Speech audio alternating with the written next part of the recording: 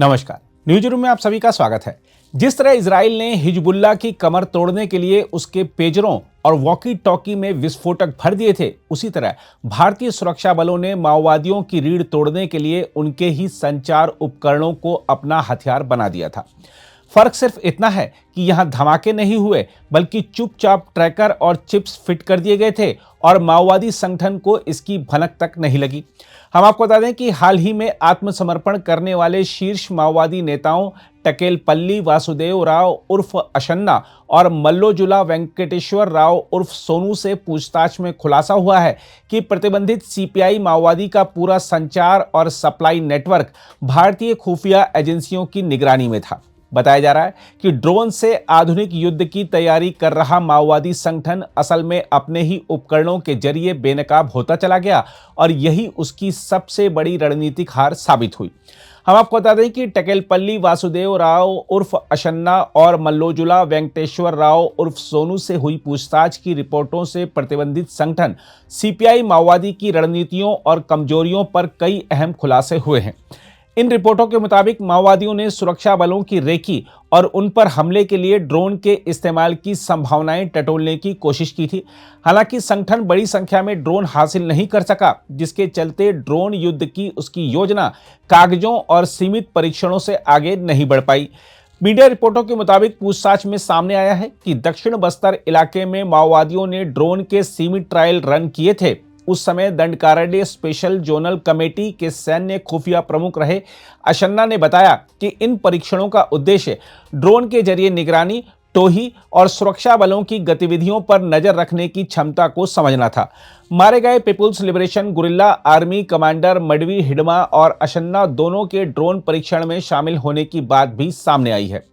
इसके अलावा रिपोर्ट में कहा गया है कि खुफिया एजेंसियों ने माओवादियों के संचार उपकरणों जैसे वॉकी टॉकी सेट में गुप्त रूप से ट्रैकर और चिप्स इंस्टॉल कर दिए थे।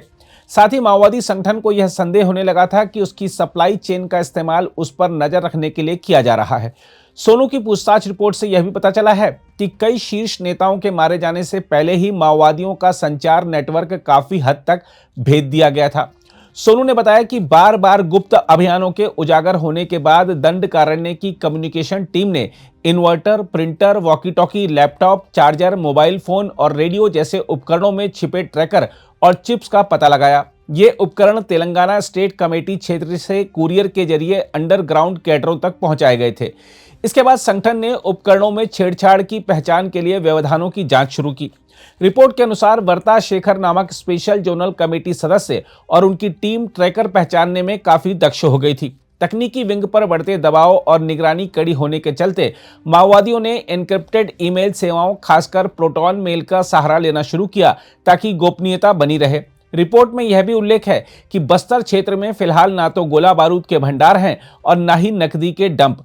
अशन्ना के अनुसार आत्मसमर्पण से पहले माड़ क्षेत्र में लगाए गए सभी आईईडी निष्क्रिय कर दिए गए थे। देखा जाए तो ये खुलासे न केवल माओवादी संगठन की रणनीतिक महत्वाकांक्षाओं को उजागर करते हैं, बल्कि यह भी दिखाते हैं कि सुरक्षा बलों और खुफिया एजेंसियों ने तकनीकी मोर्चे पर उन्हें किस हद तक पीछे धकेल दिया है। बहरहाल इन खुलासों का सबसे अहम संदेश यह है कि आधुनिक संघर्ष अब जंगलों और बंदूकों तक सीमित नहीं रह गया है, बल्कि तकनीक उसका केंद्रीय मैदान बन चुकी है।